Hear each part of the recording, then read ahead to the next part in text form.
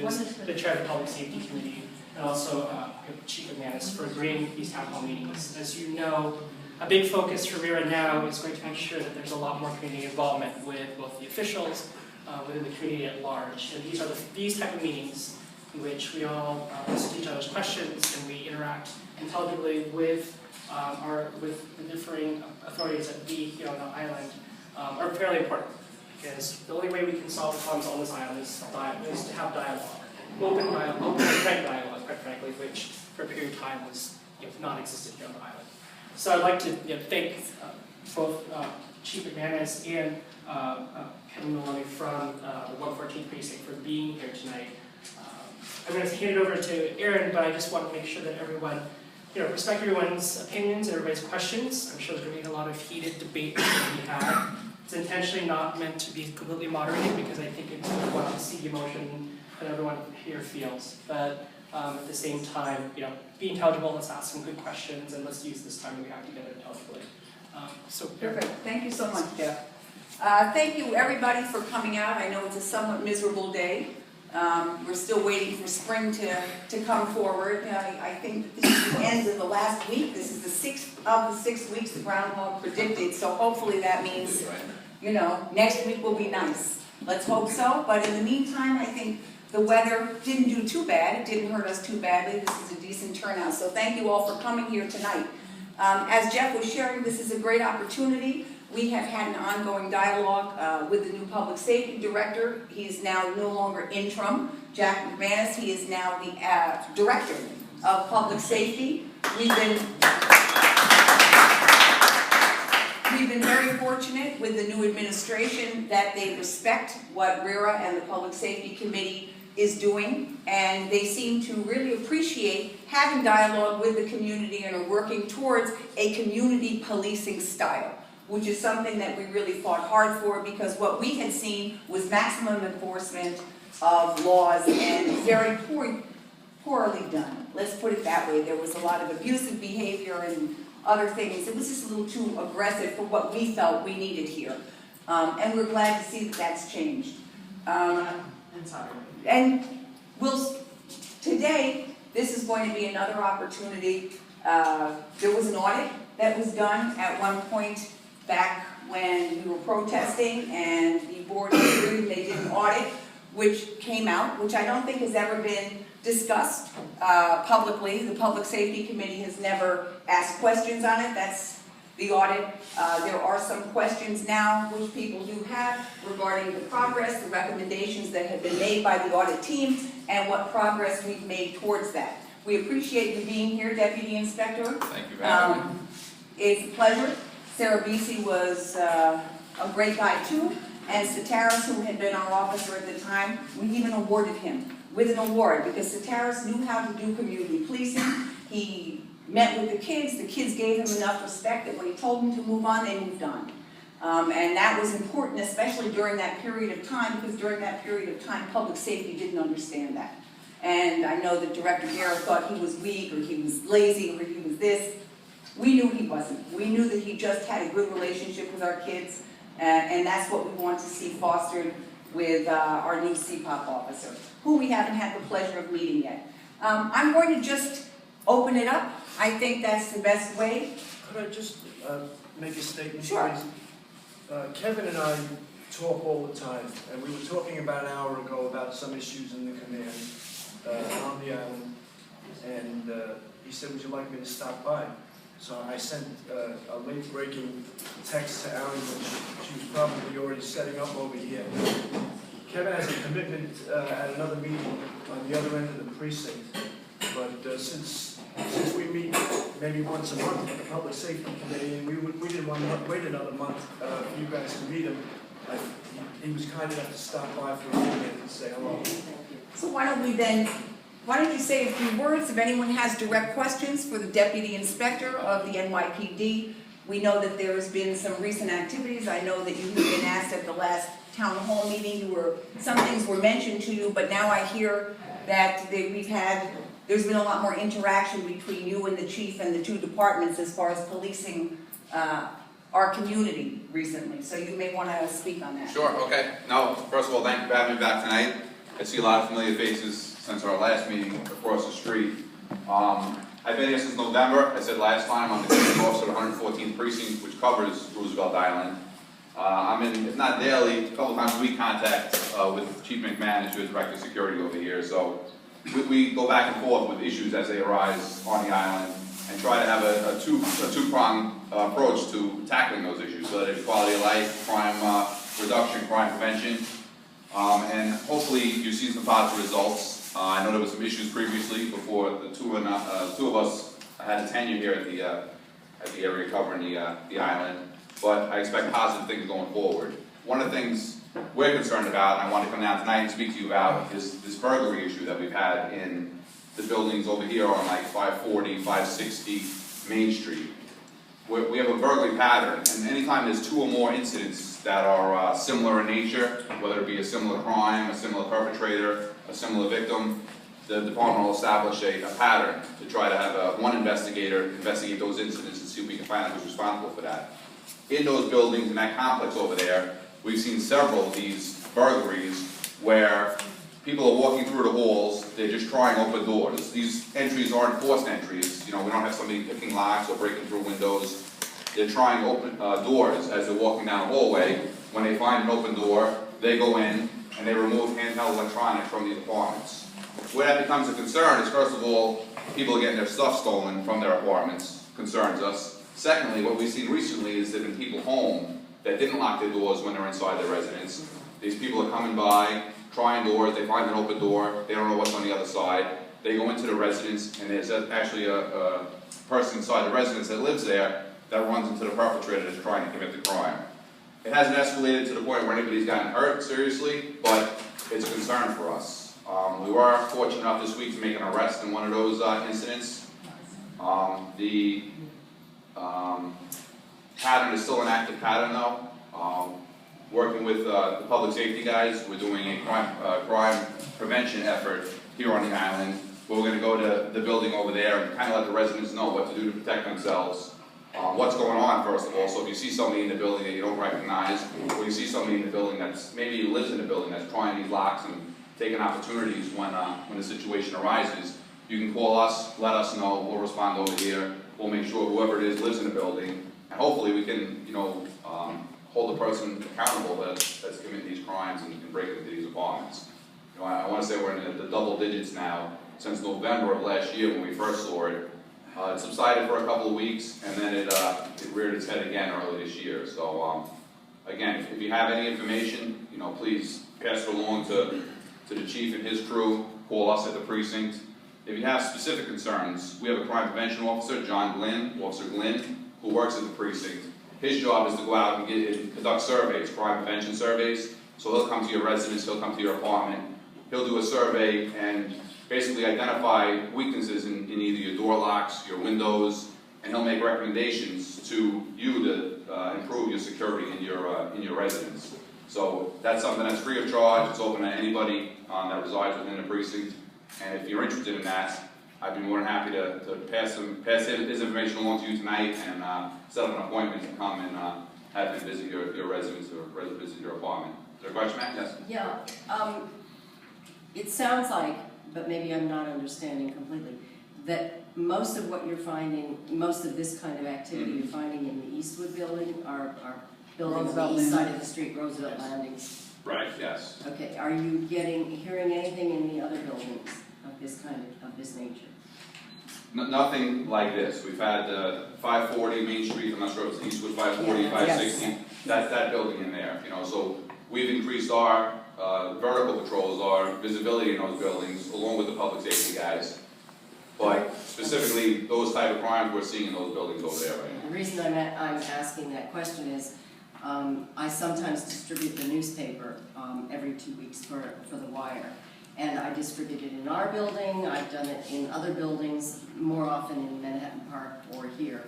And occasionally our neighbors leave their doors open, I mean truly ajar, or you know, just not completely closed, and I will knock on those doors when I leave the newspaper for them.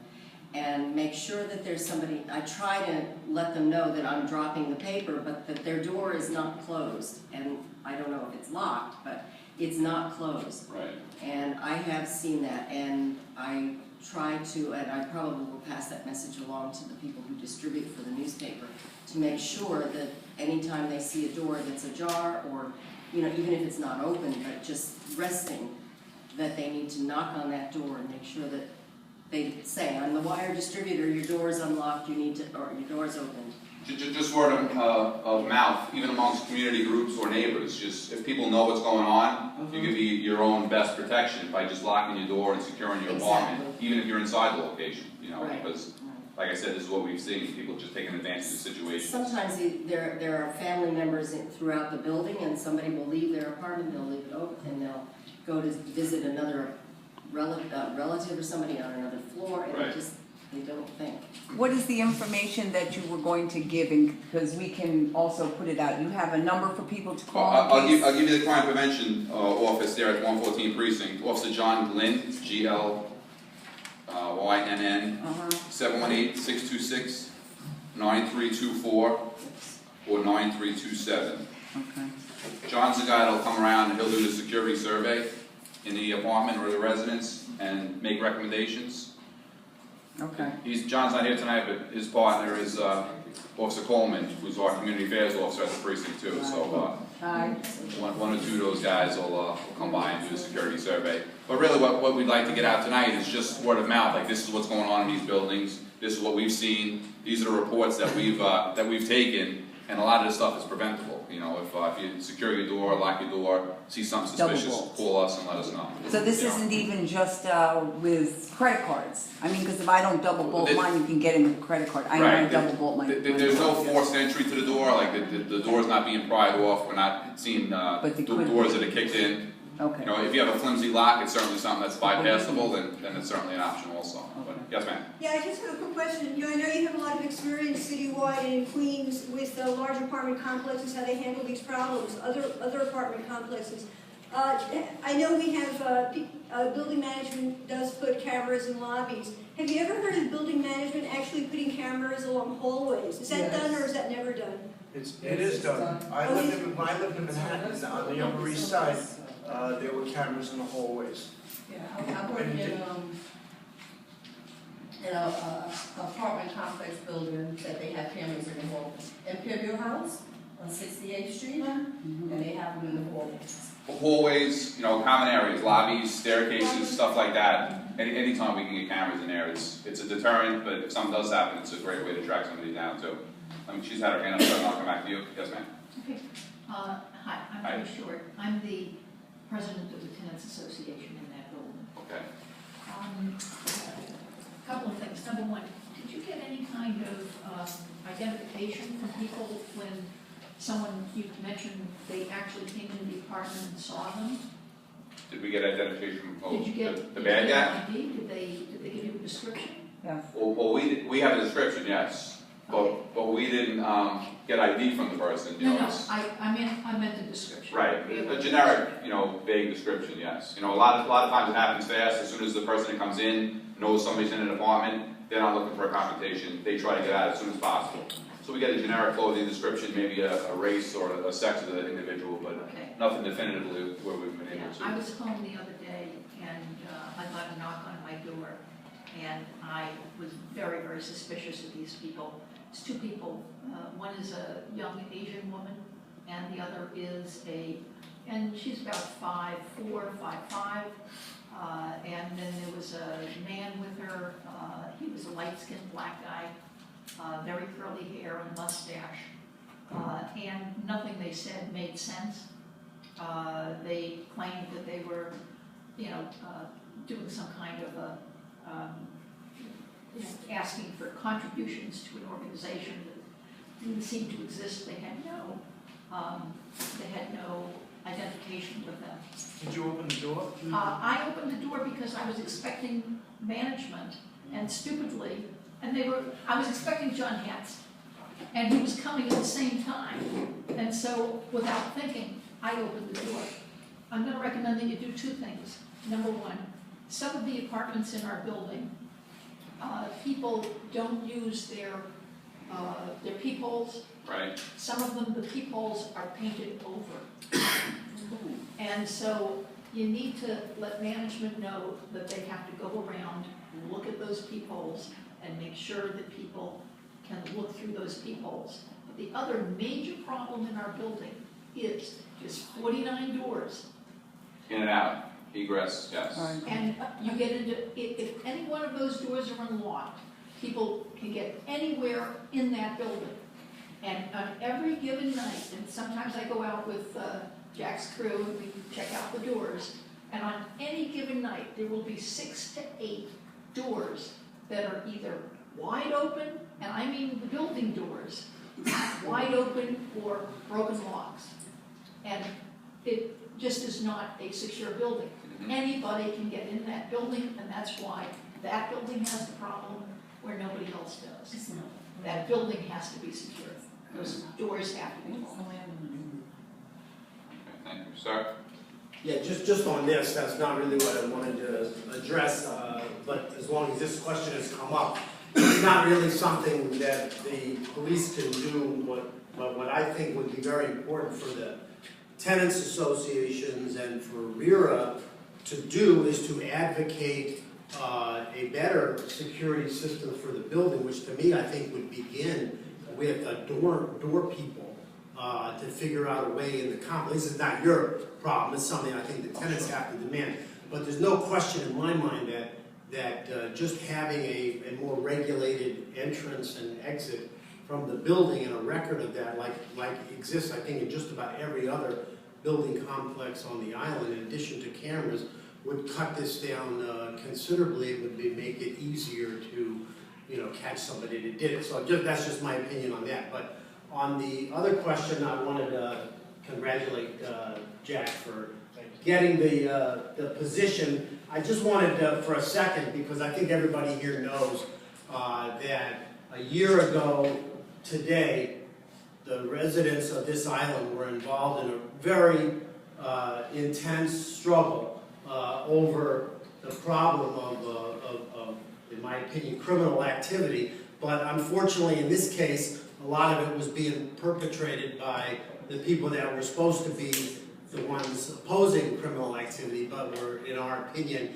and based on the record that we gathered from the leadership of the Public Safety Department.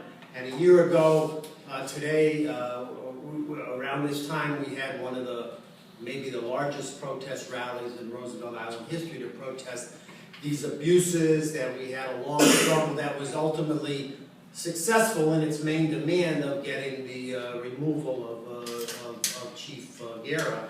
And we now have a new director, a new administration on the island, and I think all of us can say for sure that there's been definite progress, and those of us that that were involved in that struggle can see that, and it's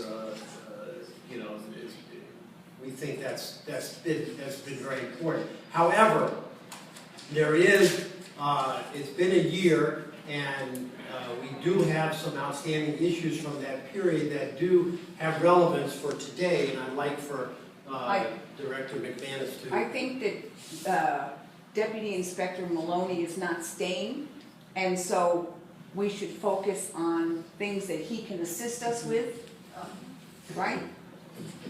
You know what?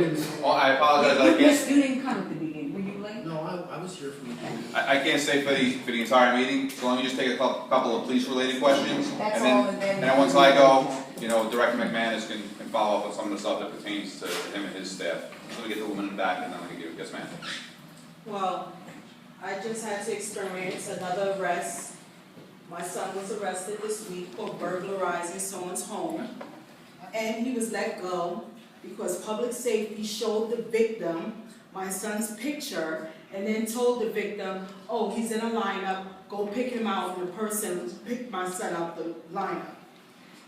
Although we have a new person running public safety, I truly feel Guerra is still the head of this department as long as there's people that's working under him still here that's out there saying this person is the person that you should look at and this person is the person you should look at. My son was home, in bed, when I came downstairs. There were police cars outside or public safety.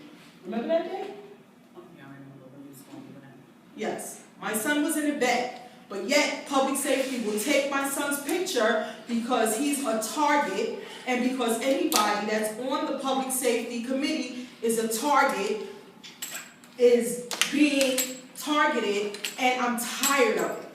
And once this 6 months is over, I am going to sue RIA for harassment. Because you know what? 22 cases against my son and not one stuck, that means there's a problem. That means it's a witch hunt, and I'm tired of it.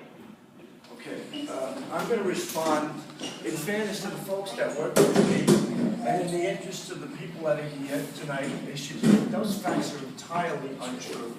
Really? Because that's what the DA told me. Well, that's not The true. DA called me yesterday and said, Miss Francis, we don't have anything to hold your son. Do you know anything about the case? I said, I'm disturbed that the DA is calling me, asking me to help you prosecute my son. Like, what am I supposed to say but the truth? Let me just say, your son wasn't arrested by public safety. Your son was arrested by. Yeah, but public safety is the one who provided that victim with his picture. That's not entirely true. That's what Your son, the DA told me. and I don't like discussing specific cases, but since you brought it up, Okay. your son was identified by our investigation as being somebody that's responsible for that crime that was committed.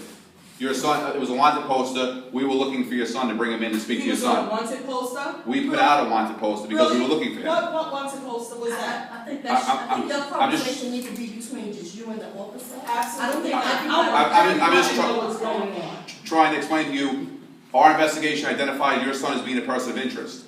We sent detectives to your house. They were looking for your son. We also reached out to public safety to let them know they patrol the area here. We're looking for this person. If you see him, let us know. So they didn't go around showing. What did it have to do with public safety showing my son's picture to the victim? I'll speak to you offline if you want before I leave about our investigation Not even on the computer. and why we identified your son. But that was something that public safety did. We were looking for your son. We were at your house too. It was no secret we were looking for your son. That's why they had the picture. We had the picture, and we brought your son in. How the case plays out through the DA's office is something that'll, going forward, will be worked out with the DA. But they weren't targeting your son. That was something that I asked them to do to find your son. Targeted. And we were, It is. you knew we were looking for your son too. We were at your house asking you for help in getting your son in. So Exactly, and my son walked into the police station. eventually we You guys found him. didn't- You're absolutely You guys right. didn't have to come and Okay. get my son. Thank you. I'll speak to you before I leave, but I just have a quick question in connection with this. Yes. If none of the prior 22 cases stuck, as Ms. Francis? I don't know if that's true. I can't comment on that. My son does not have an arrest record at Any what? all. Can I finish?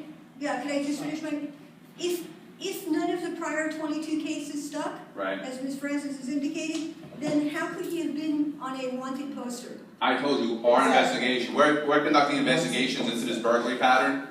He was identified through that investigation. It was somebody we were looking for this current investigation.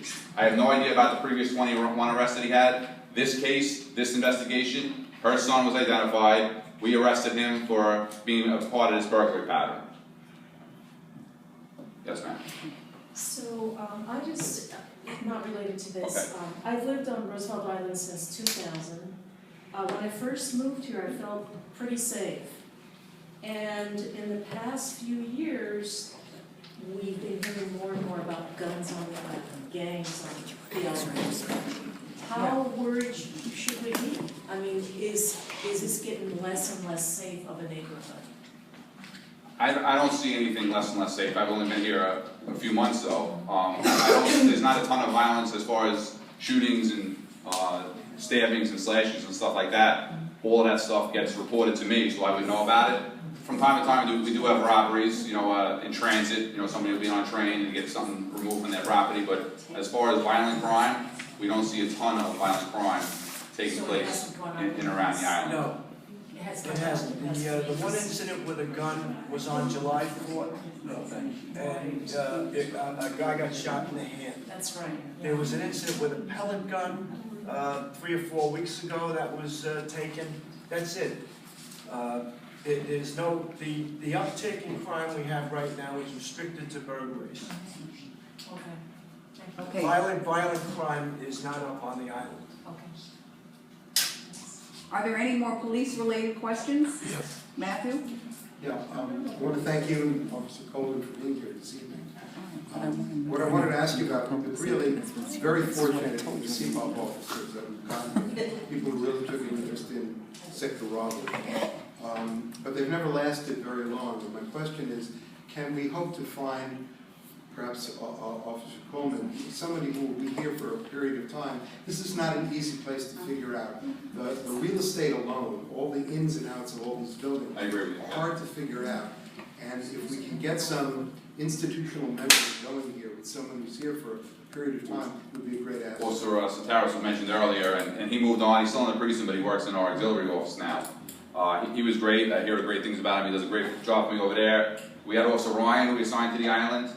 I inherited Officer Ryan when I came here. We're looking to make a change. I don't think Officer Ryan's going to continue in that role, but exactly what I'm looking for. Somebody with a little more time on the job, a little more experience that will be a good fit for what we're looking for, what you guys are looking for as far as policing the island. You know, it's a tough situation sometimes, but I think when the decision is made, you'll be comfortable with the guy that comes over here. You know, sure. I think Vivian had her hand up, Yeah. and Rick and then Frank. We only gonna have one CPOP to the island or two? There's one dedicated person to the island. Right. In a perfect world, I'd love to have more than one person, but if I could put one person here steady to work with public safety and work with 114, he's kind of like my liaison. I'd be comfortable with that at this point, you know. Also, I have, you know, an anti-crime team and a conditions team, which covers the precinct, but they've also been dedicating some resources to Roosevelt Island, being that we have this issue. Could we have, I mean, there used to be when I keep going back to when I first moved here, because the CPOP used to be Max. Okay. You remember? It used to be Max. He used to present himself to the kids, really know who's who, talk to them, not try to arrest the kids, know what's going on with them. Maybe the CPOP need to, you know, get to know who's who and not on a negative level. Right. See, that was what Sotaris, when he came to the public safety, he asked RERA members, what do you want? What is the island looking for? And that's what he did. He was able to do that with our young adults, you know what I mean? Because I don't feel like all people that are in a group are gang members. I don't feel like everybody should be labeled as a gang member. Just because my son might be standing there with somebody that they consider might be a gang member, don't label my son and say that he's a gang member as well. Right, no, certainly not. But, you know, it's a real small island. But I feel like even as adults, if you're an adult and you're standing in a group, are you going to be considered a gang? You know, I just don't feel like everybody needs to have that stigma on them. And maybe if the CPOP got to know the kids just a little bit more. Max was he was the greatest CPOP ever. The greatest. I feel he was. Go ahead, Rick. Right, he knew the families as well. You had just mentioned there were several issues you've been discussing with Chief McManus other than the burglaries. What were some of those other issues? The burglaries are the big thing, you know, the quality of life, our deployment on the island, you know, we're going to do a crime prevention initiative where we come out, which with the crime prevention team in Queens North, each precinct has their own crime prevention officer. Once a week, we pick a location throughout the borough to come out and do an initiative. And it's really a big show of force by the NYPD. 8 crime prevention officers come out with their supervisor to target one specific location where there's an emerging crime. So that's one of the things we've been discussing, getting the word out to the residents over in these buildings to try to get everybody, A, notified of what's going on with the burglaries, and then B, you know, education is power, try to prevent these from occurring in the future. Okay. Frank, this is a police question, right? Absolutely. Okay. Absolutely. Great. Absolutely. All right, then. Yes, I just want to say, you know what? In some people in their minds, there's no crime. Okay. In fact, there is a very quality of life issues. In some people's minds, there are these kids that I think are bad and that will always be bad in my mind, and regardless of reality, I'm not going to change my thinking about that. That's how some people think, okay? And what I've discovered is, and listening to a lot of stuff on, we call it public safety here, but in general it's about law enforcement, is that it's not as black and white. as that. So while you might be offline discussing with Makiva, and her particular circumstances, what I hear, because I hear this not as someone who's actually involved in these things, but what I hear is I hear regular patterns and complaints. We've heard that about public safety and increasing further, over time, which escalated and precipitated, about a year ago. But that Anthony Jones thing wasn't the first time, okay? Right. And same with, just in general, with law enforcement. So, I mean, I think, just overall, this has been said in a variety of ways. If you're not doing something illegal, okay, shouldn't be getting arrested, okay? And the other thing is that we do care a lot about the quality of life issues there, and those need to be dealt with promptly. I'd say, two key prongs. But back on this, I just want to say, I know you're going to take it offline, but my ears are up, on this topic, and it's something where I'm going to look into further, because I really do want to understand it better to see if there are patterns here, in both kinds of ways. You're 100% right, and the woman behind you is 100% right. I don't want to lock up and waste our time locking up people that are guilty of nothing. That accomplishes nothing. It ruins the police community relationship. It gives people that are doing nothing wrong a bad rap because they're being arrested for things that they didn't do. It serves no purpose. It's a waste of everybody's time. Sometimes it's not very clear who the good guys are and the bad guys are. That's why we conduct investigations. Sometimes people get arrested, and that's why we have a court system. If you're not guilty, you'll be found not guilty, hopefully, and if you are guilty, you'll be held accountable. That's the process that we're in, Issues that have taken place in the past, problems that have existed in the past, there's been progress made, Are we where everybody wants to be? Probably not, and when we get to that point, there'll probably be people that are still not satisfied. But as long as we're going in the right direction, we're working together as a police department, as a security director, as community residents, we all have a vested interest. I'd love if there was zero crime and zero incidents and zero anything and everybody got along great.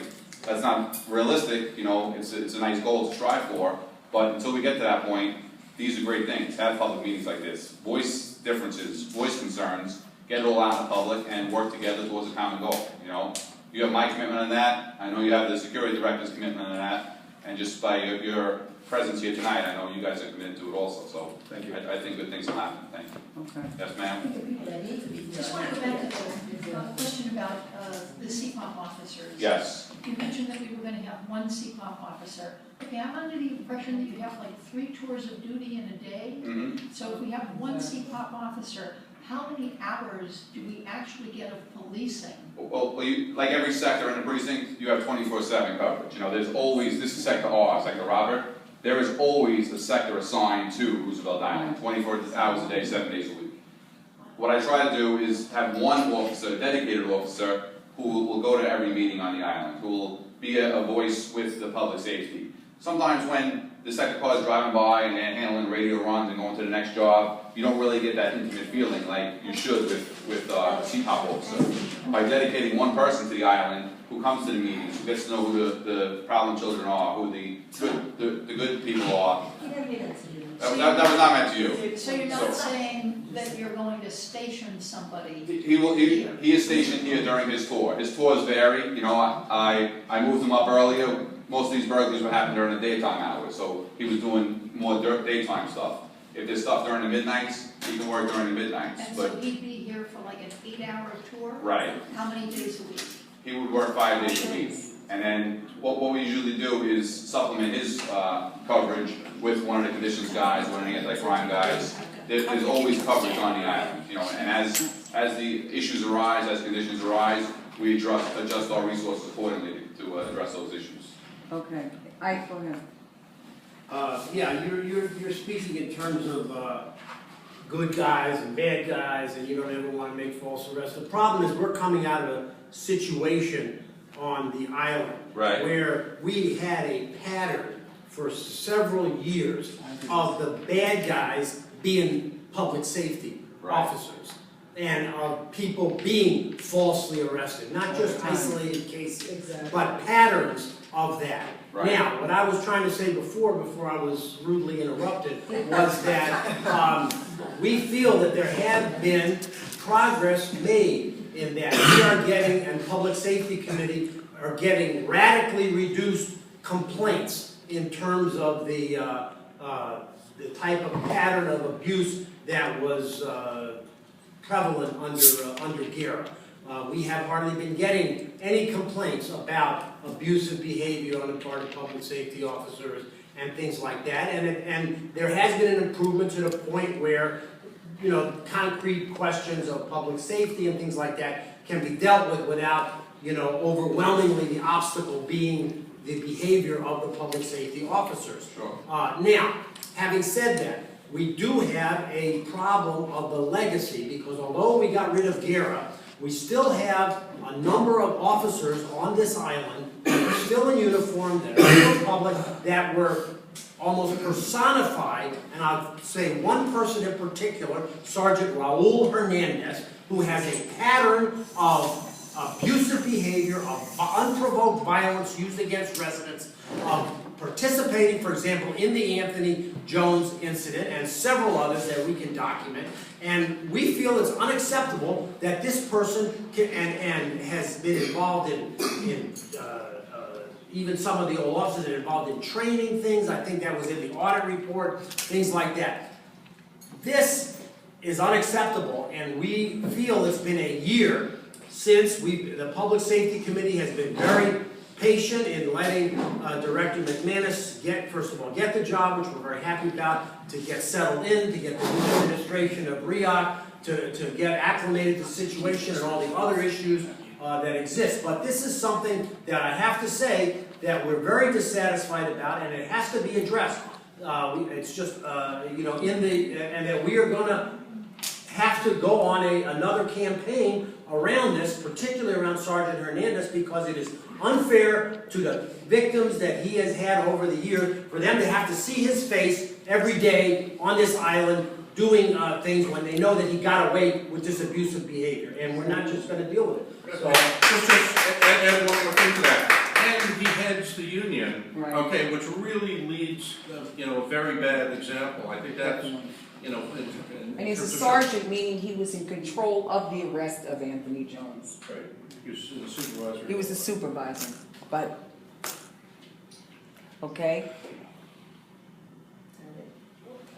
Any other questions? can you address that, Jay? So, any other questions for Deputy Inspector Maloney? I know that came up at a previous meeting also, and I know the DA was at that meeting, and that's a current investigation, so where they're at with their investigation, I can't comment on that, so I'm not privy to their Well, I investigation. think what he'd like to say, though, is just as McKeeva is expressing the feeling that public safety came with a photo of her son and you had your own whatever happened, that is going to be the natural instinct of a lot of people here. Of course, we'll foil to find out who was the officer that went with her son's picture to see, because we have a history. There was another officer who somebody told me recently used excessive force, you know, a name which rings to me because I know of another arrest where there's a civilian complaint on it. So Right. there's some concern with procedures, only because of history that, like you said, may have been totally, you know, not what it appears to be, but... In fairness to the inspector, this really is not his issue. It's Right. mine. Well, that's why I'm saying,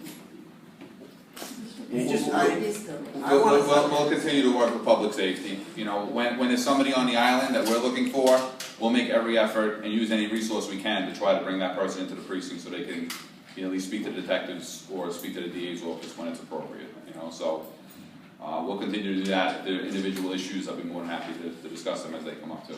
okay, All thank right, you. but I'll speak to you before I go. Any other questions before I leave? for Deputy Inspector? All right, Okay. thank you, everybody. Thank Good to see you again. All right, well, Chief